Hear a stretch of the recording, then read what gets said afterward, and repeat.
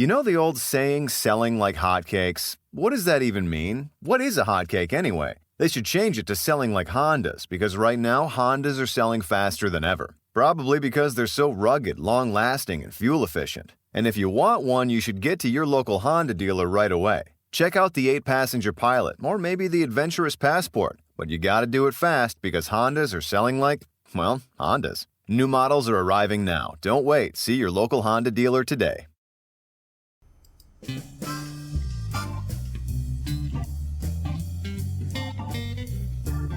Right Night is a talk show with published authors, writers, and content. Just making it awkward for Erica to watch me dance. Creative and technical sides of writing, as well as the industry surrounding it, from novels to screenplays to comics and more. All this time I thought we had to And be now, quiet while you were here's your dancing. host. Well, we do, because it's the intro. We're talking over the intro. And here's the talking part of intro. Welcome to Right Night. We'll get to the topic and discussion in just a moment. For those listening to the podcast, we record the podcast on our live stream at twitch.tv/Travis Tavern Talk, and we have a live interactive chat audience. You might hear the sound of the bell ding, and that means I want to interrupt somebody to read a comment or question. For those on the live stream, we won't read off everything you put in chat, but we'll try to get to the most relevant, the most amusing, or some combination of the both. Now, while we introduce ourselves, go and let us know what you're reading, writing, or creating tonight. And while all of you put that in the chat, I'll let you know I am Travis I. Sivart, and our topic tonight will be female-led fantasy, though have no doubt we're going into sci-fi and other places.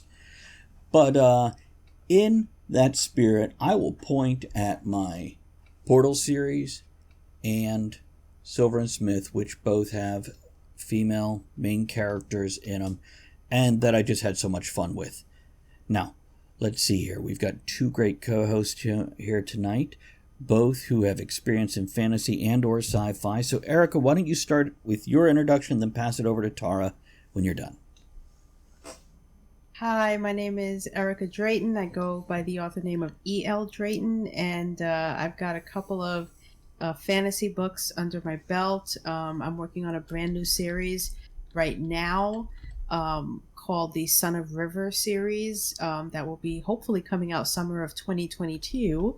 And if you follow me on my Twitter or Instagram at Erica Drayton, you'll get updates, or go to my website. I am posting all of my world building on there. I'm actually posting my Vomit Draft chapters on there, patrons only though. So if you want to get a peek at what the process looks like for an indie author from beginning to end, you can go check that out. Tara? Hey, I am Tara Moeller. I am Dreamer-in-Chief at Dreampunk Press, a small indie collective that publishes... The Plague! That's what it publishes! God, it's COVID. No, fully vaccinated, and 2 weeks was yesterday. I'm sorry. For those of you listening to podcasts, that might have actually been quite a while ago, not just 2 weeks yesterday. Are you done dying? Yeah, Can you go on? I'm a published author. I've written sci-fi, fantasy. Most of my fantasy is for middle grade, written as T.L. Fry, which is my maiden name. But I have Placebo, which is a sci-fi novella under my actual name. I like how you just whispered, my maiden name? Like it's a dirty secret. Dirty secret. Well, I'm excited to have both of you here, and I've been really looking forward to this topic because, now here's something I'm going to say. Female-led fantasy is different from female-written fantasy or sci-fi. And frankly, I need new authors, so I'm hoping I get a good list, especially if there's audiobooks, because I have long drives. Because looking down my reading list, I don't have a lot of female written audiobooks. And hold on, my cat is scratching at the door to get in. Sorry about that. So, do you want to talk about what you guys have been writing, or maybe other authors that you just adore that do this, of whatever, male, female, or other? I will start because I will be the least helpful for you. Simply because Well, you could talk about your Simply stuff. That's good too. right. I mean, yes, but it's they're not female led. And I hesitate a lot to go there. I have attempted. Every time I start a story and I have an idea, I always will throw in, okay, what if the main character was a girl? Okay. And I always come back to, I don't know, I just feel weird about it. And so I'm like, I'm not ready yet.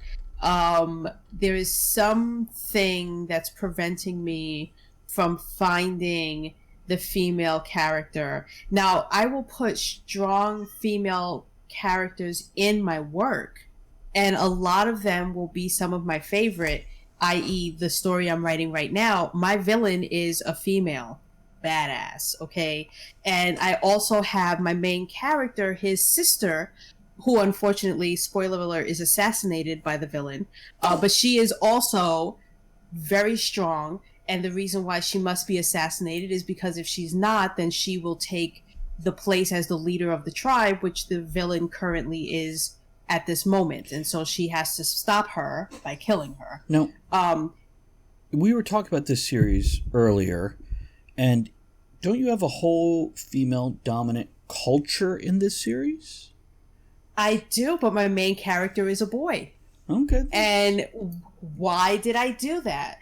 I did it because to me, there was no story if I was seeing it from the point of view of a woman being in a female dominated world. I needed to put a boy in there who had a father who was taken from him before the age of 1. And so he is meant to live in his father's footsteps and follow in the ways of his father, who he never actually saw. So how could he emulate that? Who does he want to emulate? The person in his life who he has seen for 15 years, and that's his mother. And so he has to live with the fact that in their tradition, he is meant to learn the ways of the men in their tribe. And so he sneaks off to watch his mother practice fighting because she's a warrior. And he can't. I mean, the second chapter is Women Are Warriors, Men Are Not. That's the title of the second chapter. He has to come to these terms, and then he's faced with losing all of his family members in succession, and then he has to flee. And when he runs away, he gets kidnapped by the other tribe, where his eyes are just like, whoa, you have men who are elders? Like, who actually pass down laws? You have men who are warriors and hunters here? Like, what's going on? I didn't know this was a thing. You know what I mean? And so it, to me, as I was thinking of the story, while yes, I do have women who are the rulers and the leaders and all the things over here, the only way I could show the juxtaposition from one tribe to the other is if I put in a character who wanted to be an other, right, and was told, you cannot. Yeah, because I was going to make it from the point of view of his sister, and then as I was plotting it out, I killed her. So I was like, well then. Because it only worked if the villain did the utmost villainous thing and killed her biggest rival. Right. And so it was when that happened, when I put a scene that her brother saw this, when I was kind of like, oh my God, I just wrote the Simba scene in The Lion King here, because, you know, he thinks that he's the reason why his sister was assassinated. And, you know, the Scar character comes in and says, run away and never return. And that's literally what he does. He runs away. It's called River Run for a reason, because River, son of River, has to run away into the other tribe. But anyway, not to go all the way into the details, but every time I write a story, I honestly, truthfully, I always say, okay, I'm going to start this from a female. I've got women littered throughout the story. I know it. Let's start there and see where we land. And I always end up not picking the female. I mean, in the first book I ever wrote that I published was Daxton. Originally, it was supposed to be from the point of view of the female pirate. She's a female badass pirate. Okay, for the Fifth Compass series, it was gonna be from her point of view. And then what happened? I gave her a child who she had to give up. Otherwise, her worst enemies, if they found out that she has a child, will try to kidnap him or kill him in order to stop her from being this badass pirate and messing with them. So she has to send him away. And so I ended up saying, my God, the story is not from the point of view of Silverblade, the badass pirate.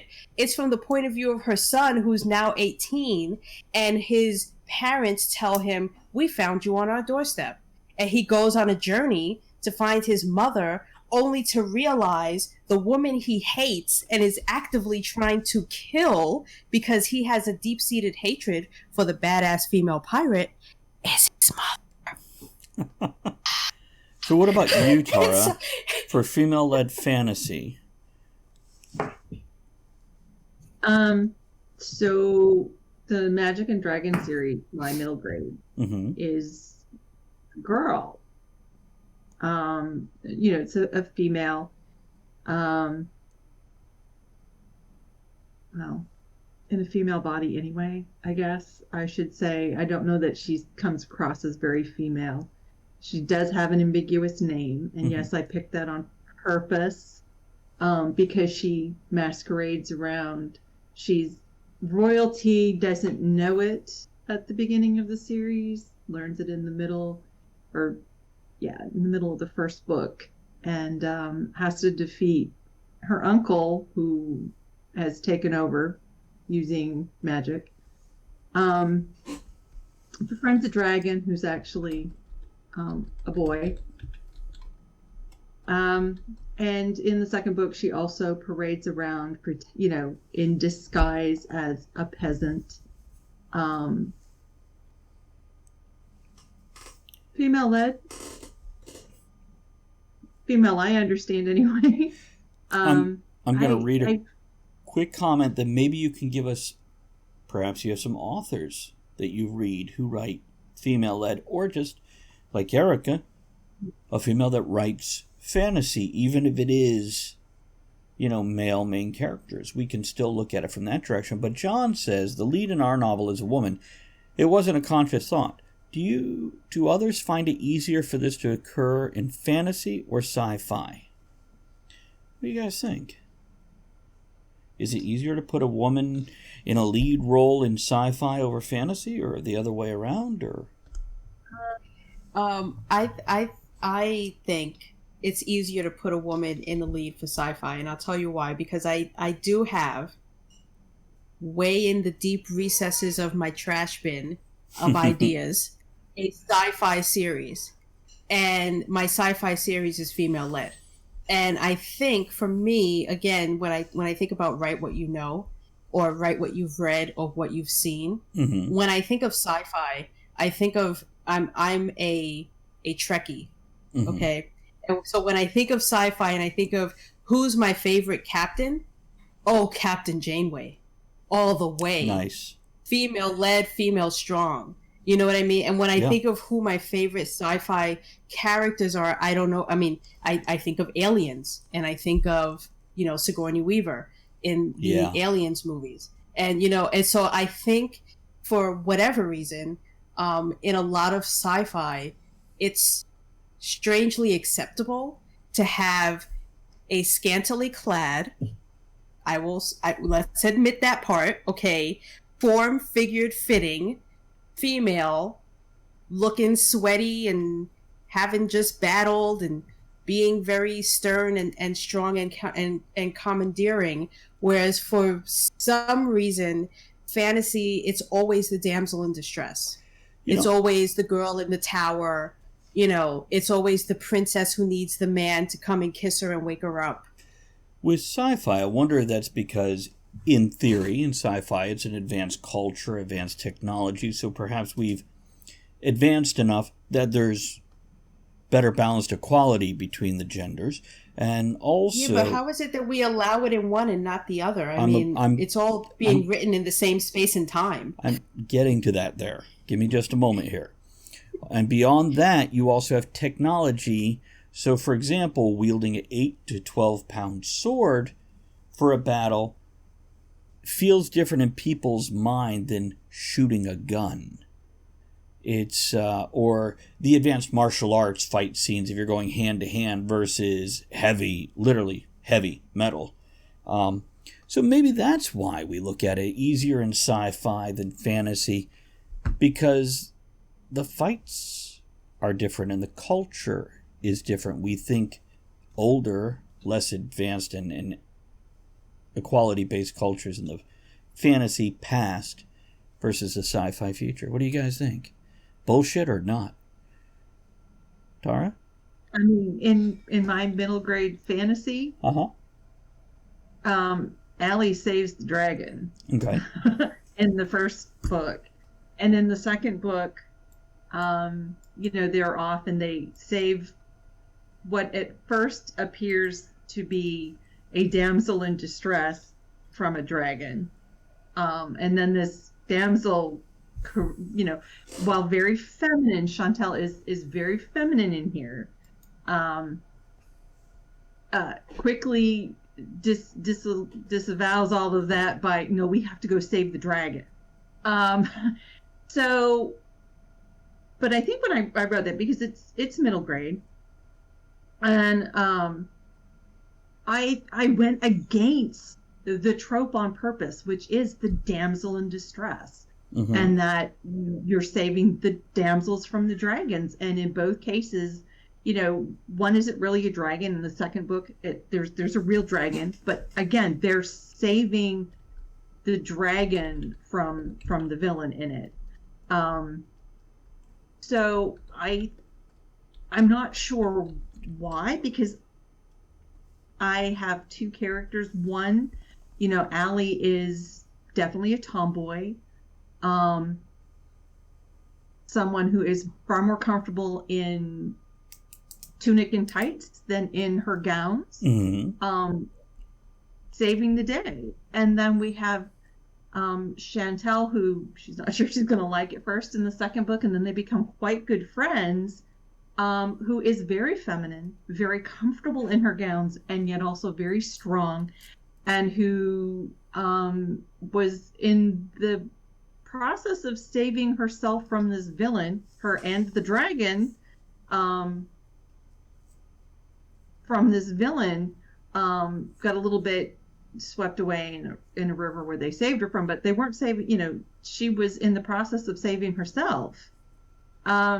So I think for a lot, it's traditionally males have been writing fantasy, and that is their fantasy, the damsel in distress. But a lot of females are writing that same. I grew up reading Anne McCaffrey, and there was never a damsel in distress there. Piers Anthony, where whatever the heck, I loved it, but it was all over the place. It's true. And by the way, two of the authors that I was raised on. Tara, finish your thought, pass it over to Erica. I think in some ways it's because it's what is expected. I mean, you've got the Game of Thrones with all of its problems. And I think it's you stick with what's comfortable instead of, but I think if you can have fun going against that. Erica? One of the things I've been thinking about a lot when we talk about writing to market is who specifically the market is. Because a lot of times when people are trying to make the argument of why there are very few female-led fantasy books, whether it's a woman writing it or a man writing it, is the argument will be, well, more men are buying fantasy books. And so if you want to turn off the funnel of buyers, you would write a female-led fantasy. But if you want to make sure that you're making those sales, and you know that 80% of the people buying fantasy are men, then you give them what they want, right? And I don't know if the same argument can be said of sci-fi, because I'm not too familiar with what the real numbers are, and are the numbers of male to female readers in the fantasy world really the same when you include something like YA? And we know that there's a higher percentage of women who read YA, and so yes, there could be female-led fantasy in that pocket, but I think that also, when you talk about writing to market, people assume the market is men. So something that happened in the 80s when video game systems came out, Nintendo, Atari, they decided to market this towards young boys. And they marketed towards young boys. So young boys gravitated to video games because that's what you do when you see commercials representing yourself. You're like, that's my thing. And for decades, they missed out on a huge female audience because they did that. And there was a chance that fantasy and sci-fi has done the same thing. Now, tangent in a different direction, something I did, the very first book that Tara edited for me was Harbinger, book 1 of the Downfall series. And in that, I have 5 main characters, juggle them around. But after I wrote it, I had 4 males and 1 female. And I looked at that, I'm like, I don't like that. And I took one of the characters whose name is Grudo, so a very odd name, they were a street rat. And I went through and I changed Grudo's from a male to a female through the whole book without changing a single other thing. So I didn't gender specify anything. Because so many people have complained, well, when men write women, they write women just so far over this way. And I'm like, what if I took somebody I wrote as just a character in this adventure story, and instead of it male, female. And don't change anything else, because there's no sex, there's no romance in these books. So I didn't. 'Tis the season for those irresistible ginger thins, cozy blankets for cuddling by the fire, and making home warm and welcoming. For one-stop holiday shopping, visit your local IKEA or ikea-usa.com/holiday. Don't wait to put an end to junk sleep. Shop Mattress Firm's Black Friday sale and wake up a better you.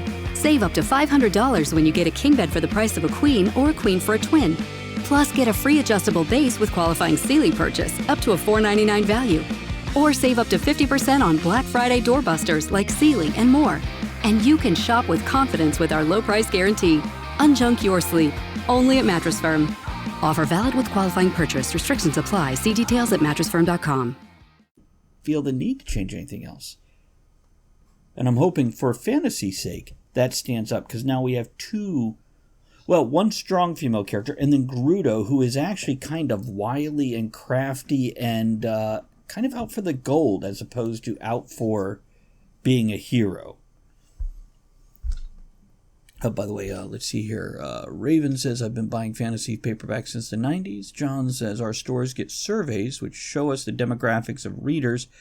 Graphic novels have grown immensely with women. So maybe we can go back to that other topic of, do you think we don't have as many women reading fantasy and sci-fi because it's been marketed towards men instead of women?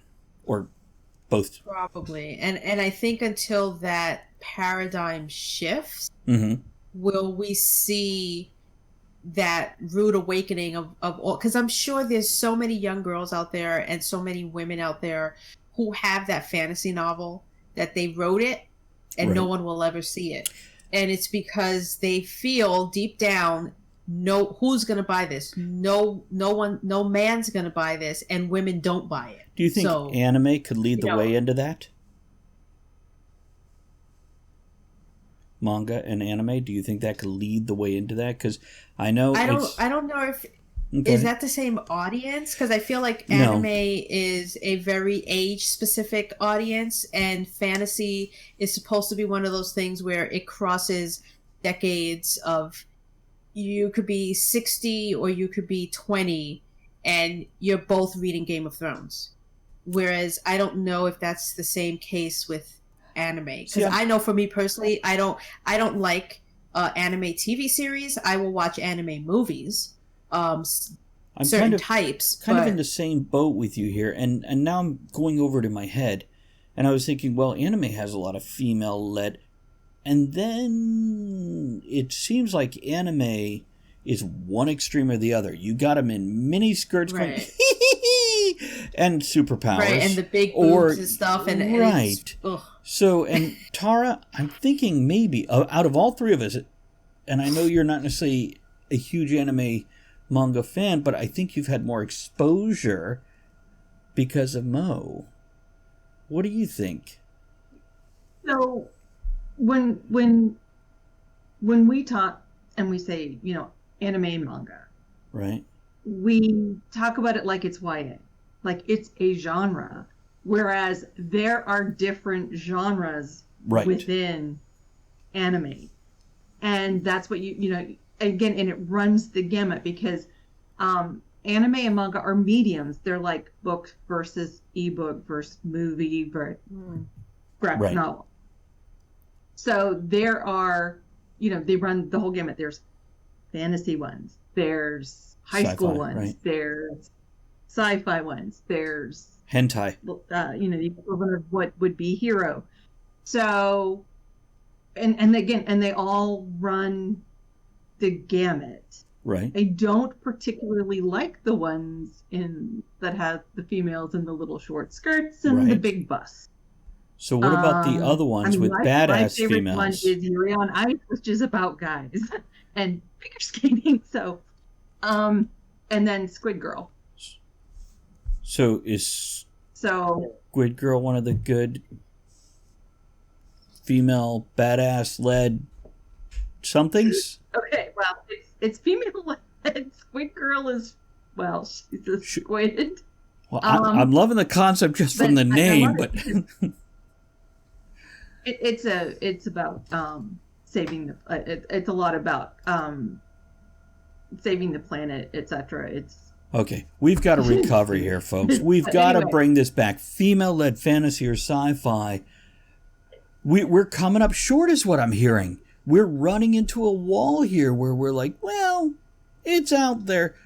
I feel like it's very niche. So you need to know someone who knows that female writer, and then you have to go search for them on Amazon and then buy that book. I mean, unless they're going to be like a Robin Hobb or something where they might be at the same level of a Brandon Sanderson. And even in her case, she's far below him, I would say. But I'm struggling to name even the top 5 publisher writers who may even still be living, because a lot of the greats, when they talk about female writers of fantasy and sci-fi, are probably now deceased, like all the other fantasy writers. But the ones that I know, I'm thinking of like indie authors. I'm currently right now trying to pull them together and trying to make some sort of database of some way, shape, or form of where are the female writers? Are they hiding behind their initials, which a lot of them are? Are they hiding behind that cryptic cover? Yes, a lot of them are. And so you would really need to dig deep to find the ones who are female led and to find the ones who are female written, because they don't want to shine a light on the fact that they're a woman or the fact that the book has a female lead, because they want to get the book reviews and they want to make the sales. I think if you're talking traditional publishing, if you're a female author and you submit, because I've had that, because I've submitted to agents before I decided to do it on my own. Is this a romance? Right. No, you get pigeonholed right away. Women are, with traditional publishing, women are expected to write romance. Now, within romance, They will write fantasy. They will write sci-fi. They will write hardcore detective novels. They will write, but it is all under this umbrella of fantasy or of romance. Okay. And so that's like, in order to break in, you write a romance. You have to sneak in. I've got some. Yeah. And that's where it is. And they're always a romance author. I've got some. From my childhood, I read Ursula Le Guin, the Earthsea series. Anne McCaffrey was already mentioned. Anne Rice could be brought into this. We have some great female authors out there. Weiss and Hickman. I believe Tracy Weiss, male, Hickman, I forget her first name, I believe female. We have these folks out here. We've just forgot them, and there's not a big one. Mercedes Lackey. John mentions Mercedes Lackey, which is another great one. I read these in my teens. Where are they now? No, not these specifically. So, I think the next generation of those writers are now being represented by a lot of the Black female writers. Like N.K. Jemisin is one that I'm thinking of, and there are so many more that are coming up. And I wonder, is it because they're Black or is it because their work is good? I can't speak to that because I haven't read anything by these authors, but I think, to speak to what you were saying, that women get in the door with romance for adult fiction, I think women fantasy writers also get in the door by writing young adult. And so they write those fairy tale twist stories where, it's Snow White, but there's a twist to it. And so here's that young adult series, or it's The Wizard of Oz and that twist, or it's Sleeping Beauty with the twist. And I love them. I buy them up. I gobble them up. And 90% of them are written by women. And it's fantasy, and it's usually female-led, usually very strong female-led characters, but it lives in the young adult realm. So unless you're someone like me who's, over the age of 35 and you've been reading young adult for the last 20 years, you're still living in that world, and so you're still buying young adult even though you're no longer considered a young adult. But that's who they're marketing it to. They're marketing it to the 15 to 21-year-olds, and it just so happens that there's a pocket of older women who are buying this stuff because we were buying it then, and so we're still buying it now. Not just women. It's not available in the adult aisles. Yeah, right. And not just women, but like myself, there's a point in time where I almost converted from fantasy to young adult because there was better stories there. They made more sense. They had more character. Because a lot of the older fantasy, and by older I don't mean from the 80s or 90s, I mean written by older, in general, males, I didn't care.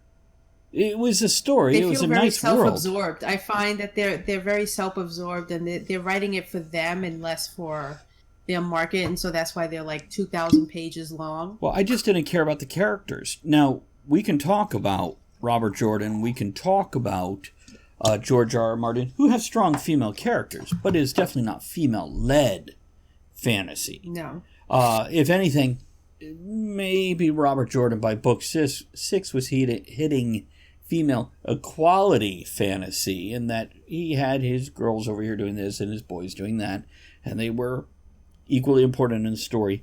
George R. R. Martin, because of the world he built, the females never led. They were ultimately important characters, absolutely, but in that society, they were second-class citizens. One,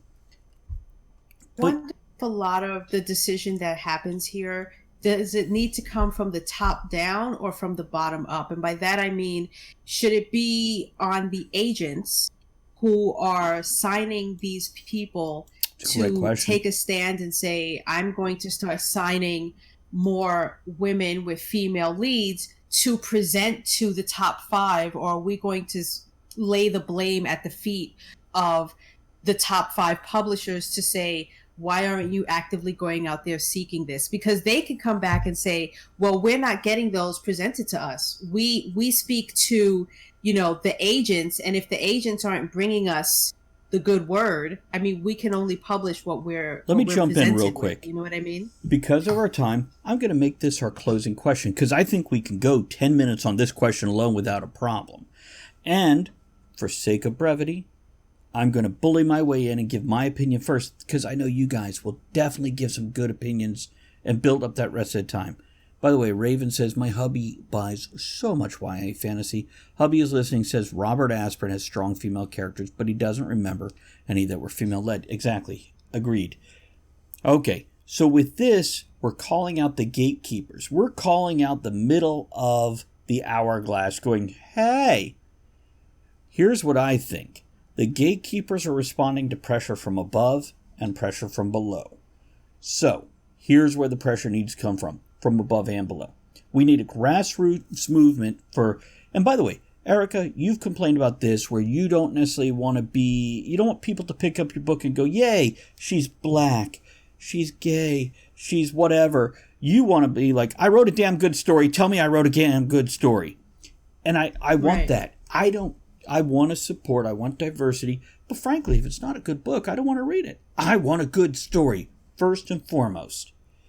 So, that being said, from the grassroots movements, we need to support our newer authors or our older authors that are not well known and move them up by purchasing books. You know how people on the bottom get attention? By making sales. And then those agents and those big five and whoever else comes down and goes, oh, look, they're making money. We want their money. Let's go talk to them. And from above, whether it's letter writing campaigns, how many times have we seen internet movements with something being signed digitally to create this change? Let's look at that. Let's see what kind of, and again, Erica, quoting you earlier, you don't want to have to die on a hill for a cause. You want to write a book, not sit out here in the street. You believe in the cause. You support the cause. You will march for the cause. You will do what needs to. But that's not your passion. Your passion is to put a story down that people could enjoy. I'm with you on that. So, let's look at it from that. That's my say. Who wants to go first? Who wants to go last? And then we'll wrap it up. Somebody throw up a hand for first, or is Tara? Okay. I think it's the problem is you have publishing houses that are basing what they're going to purchase on prior sales. Right. So they're going to agents, and agents are only going to sign the authors of manuscripts that they can sell, because that's how they get their money. It's feedback loop. They don't get any money from the author. They get it from the publishing house that buys it to sell. So they're only going to sign what they think they can sell. The publishing houses are only going to buy what they think they can sell. And the problem is, if they're only selling one thing, and that's the only thing we can frickin' buy, then they're going to go, oh, this is what sells. And I think the good thing is that with self-publishing and people being able to put out, like they say, write what you want to read.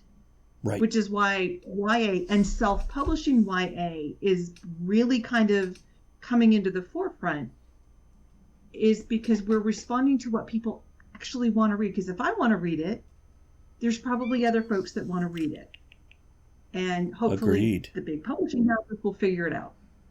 5 years too late, but they will. Go ahead, Erica. A part of me has been fighting this. I refuse to conform to what the man wants. Right. Right. I apologize for that as the man. you take ownership of that, and on behalf of the man. Sure, why not? Let's do that. Go ahead. Keep going. I'm sorry to interrupt. And so in ways I almost shot myself in the foot, because I said, I'm not going to do what is expected of me, which is to write that female, black, gay story. I'm going to do the opposite, and I refuse to let you pigeonhole me into saying that that's what I should write, because that is what I am. Right. but I think I've grown a lot since then.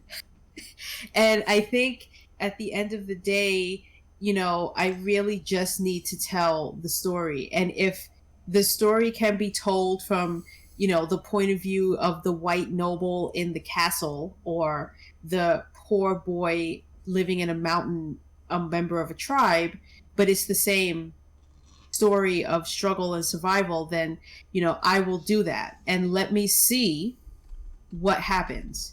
Will this make the difference? Will the fact that I am stepping into what many might consider my truth, and going out there and writing a story of color, and a story of gender identity and discovery, and a story of, all of this, and will that be and make the difference for me? And if it does, I'll be like, well, I probably shouldn't have taken such a strong stance for the last 10 years to say I refuse to do that thing. May I hear?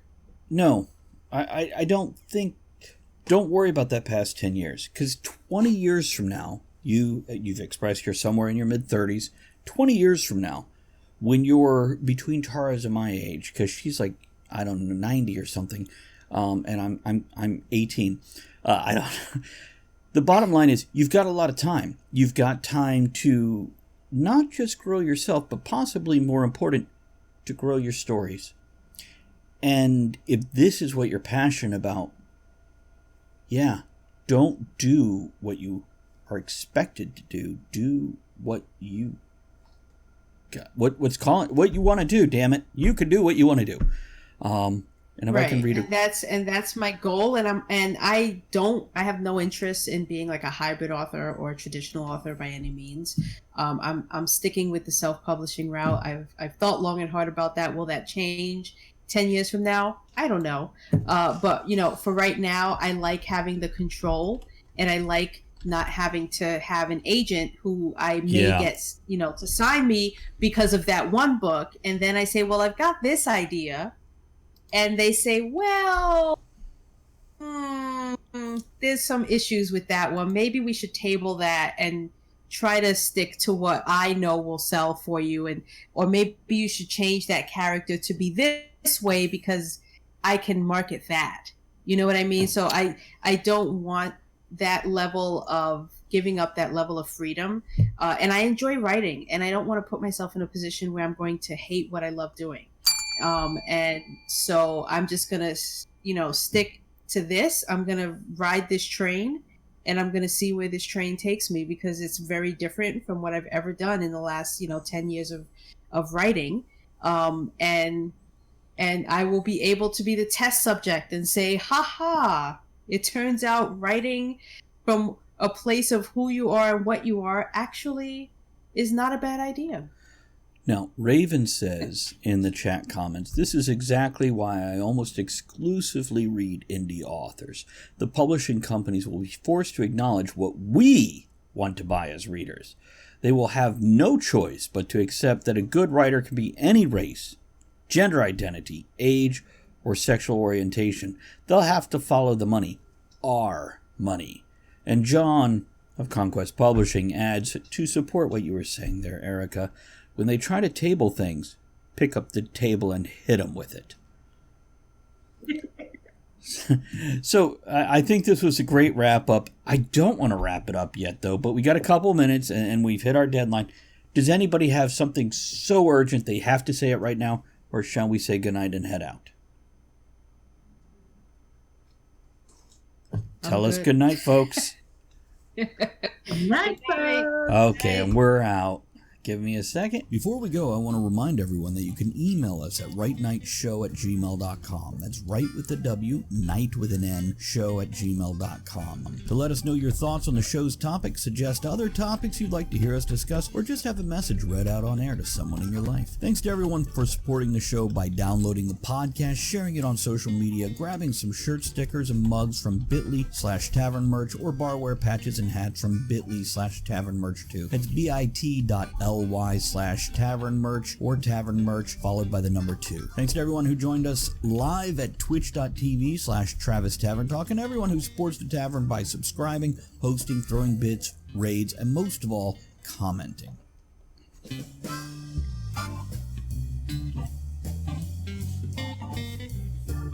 Thank you for joining author Travis I. Sivart and the other writers, content creators, and all-around amazing people for our discussion here on Right Now. Join us again soon, and until you do, make sure you create with passion, enjoy the journey, and remember, every night can be right now.